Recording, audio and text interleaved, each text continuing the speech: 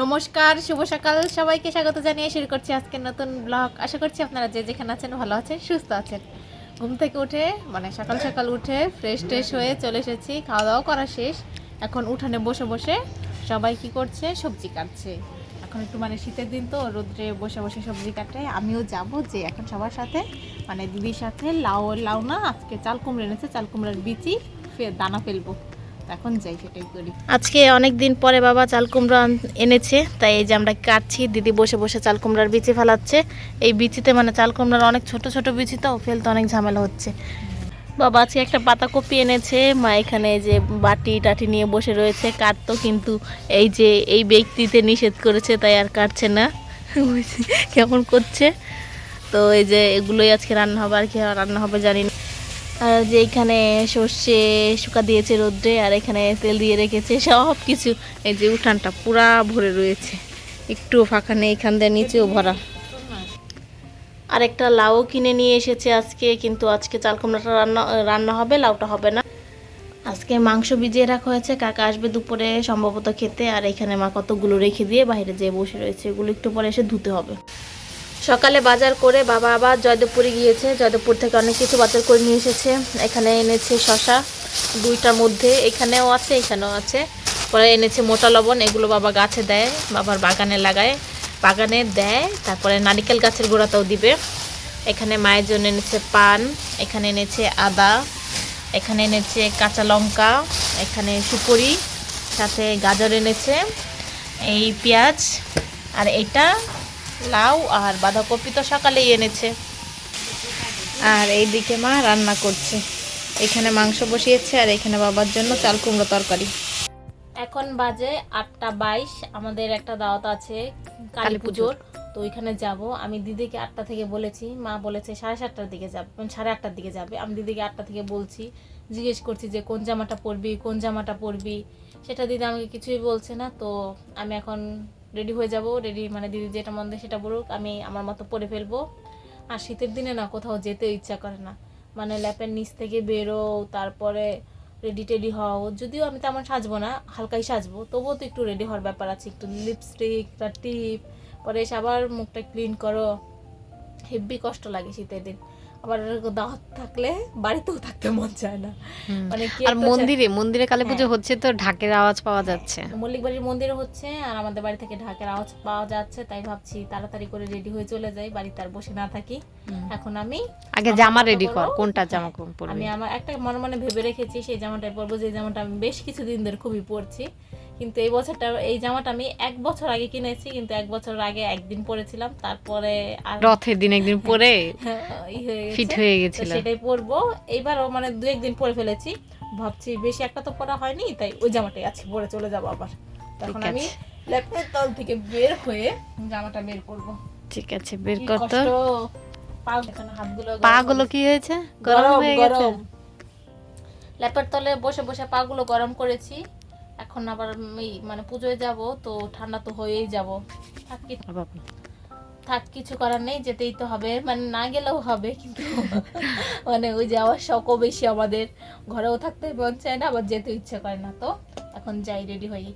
আবার না জানি কখন আওয়াজ বন্ধ, ডোরের আওয়াজ বন্ধ করে দেয়, তার আগে আমরা গিয়ে ঘুরে আসি। তো এই যে জামাটা পরে নিয়েছি, এই জামাটা আমি বেশ কিছুদিন ধরে পরছি, কারণ গত 1 বছর তেমন একটা পরা হয়নি।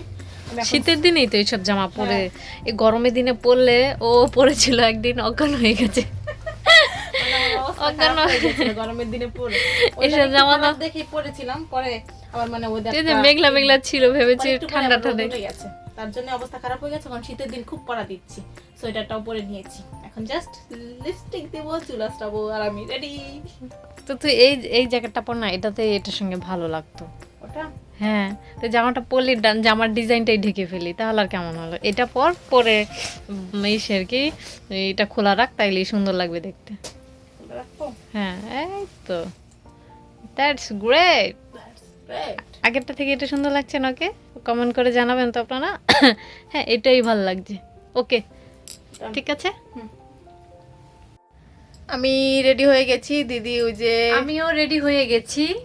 তো এখন চুলটা একটু আঁচড়াবো। বোনা আজকে চিরুনি ধুয়েছে, আমাকে ওই চিরুনিটা নিতে নিষেধ করেছে, আমি ওই চিরুনি দিয়ে আঁচড়াবো। না না না মানে আমিও কালকে শ্যাম্পু করেছি, আমার চুল কি নোংরা? তুই কালকে করিস নি? কেমন শয়তান দেখ, তুই একটা চিরুনি ধুয়ে নিয়ে আসলে আর একটা চিরুনি ধুলে কি হইতো? হিংসুটে। শোন না পরে। আচ্ছা এখন আমরা বেরিয়ে যাব, মা রেডি হলেই বেরিয়ে যাব। এখন বাজে 8:55। আমি মা দিদি বেরিয়ে গেছি, বাবা একটু আগে ঘুরে এসেছে।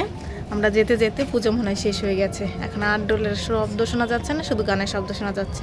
তো এখন মন্দিরের গান না, অন্য মন্দিরের গান না। হ্যাঁ, পুজো শেষ, ঠাকুর প্রসাদ দিচ্ছে, আমরা মেইনলি মনে হচ্ছে প্রসাদই খেতে যাচ্ছি। হ্যাঁ পুজো আর মানে যে দেখতে পারবো না শেষ, এমনি তো দেখতে পারতাম না, তো যাই যতটুকু দেখতে পারি দেখবো আর চলে আসবো খেয়ে দিয়ে। আমরা বাড়ি চলে এসেছি, এসে দেখি আমাদের পাশের বাসায় আগুন ধরিয়েছে আর পুরো এলাকাটা এমন লাল হয়ে গেছে। এই যে এই লাল রঙগুলো যে দেখা যাচ্ছে মানে লাল লাল, এটা কোনো লাইট না, এটা হলো আগুনের যে তেজ, আগুনের মানে আগুনের জন্য পুরো এলাকাটা এরকম লাল হয়ে গেছে। মানে এই সাইড জুড়ে কতটা জায়গা জুড়ে ওই যে আগুন যদিও দেখা যাচ্ছে না, কিন্তু কতটা জায়গা জুড়ে মানে লাল হয়ে গেছে। যে এই গাছের উপর দিয়েও লাল লাল হয়ে রয়েছে। আমরা পুজো দেখে চলে এসেছি, কিন্তু আমরা এতটাই লেট করেছি যে আমরা যেতে যেতে যে দেখি ঠাকুর বিসর্জন দিয়ে ফেলেছে।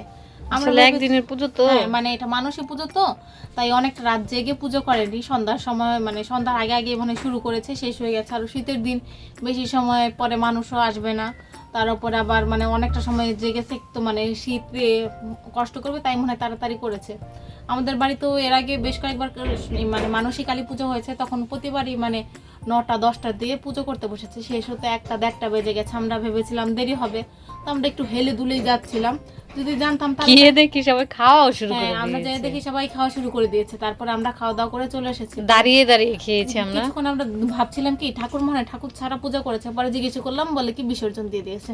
পরে মানে এমন একটা দুঃখ লেগেছে মনের ভেতর, কি আর বলবো। পরে ঠাকুর দেখতে পারলাম না, তো চলে এসেছি বাড়িতে। এখন এসে ফ্রেশ ট্রেশ হয়ে নেই, শুধু মানে খেয়ে চলে এসেছি, ঠাকুরই দেখা হলো না আমাদের। প্রসাদ খেয়ে চলে এসেছি, খিচুড়ি প্রসাদ খেয়েছি, আজকে রাত্রে আর ভাত খেতে হবে না। তো চেঞ্জ করে ফ্রেশ ট্রেশ হয়ে স্কিন কেয়ার করে নিয়েছি, এখন বসে রয়েছি। এখন বাজে 10টা 20। কেন যে বসে রয়েছি জানি না। কালকে তো বসে বসে আমরা এই টাইমে লটারি মানে দেখছিলাম, কিন্তু আমরা তো কিছুই পাইনি। আমাদের কপালটা একেবারে পুরো টুটা কপাল। আর আজকে মনে হয় দাদা ওই মন্দির থেকে প্রসাদ খেয়ে তারপরে মেলায় গিয়েছে, মেলায় গিয়ে মনে হয় আজকে 2টো বাইক দিবে, তার জন্য খুব পাগল হয়ে যাচ্ছে। মানে বাইক না পাক কোন একটা গিফট পেলেও খুশি, আর আজকে পাবে নাকি সেটাও তো জানি না। এত লটারি হয় মানে সবাই শুধু লটারির জন্য মানে প্রচুর এত বড় বড় বক্সে করে, মানে এত বড় বক্স না, বক্সটা ছোট থাকে। বক্সটা ছোট কেন, পরে যে ঢালে মানে সব লটারি এত বড় বড় একটা বক্সে ঢালে, পরে মানে 35টা গিফটই দেয়। আর বিশাল বিশাল এক একজনের তো অনেকে তো আছে 100-200 এরকম লটারি কিনে। আমরা একটা করে কিনেছিলাম, কিন্তু আমরা জমাও দিতে চাইছিলাম না। তো কেমন জানি একটু খিদে খিদে লাগছে, আজকে একটু তাড়াতাড়ি খেয়েছি তো, মানে যেই মন্দিরে যেই খেতে বসে গেছি। তো এখন যাব যে আমি জল টল খেয়ে এসে ঘুমিয়ে থাকবো, আজকে তার জেগে থাকার কোনো কারণ নেই, দাদাও এসে তালা খুলে ঢুকে যাবে। তো ভিডিওটা আজকে আমি এখানেই শেষ করছি। যদি কিছু ভালো লাগে লাইক কমেন্ট শেয়ার করবেন। দেখা হচ্ছে পরবর্তী কোনো ভিডিওতে, ততক্ষণ পর্যন্ত ভালো থাকবেন, সুস্থ থাকবেন। Tata, good night.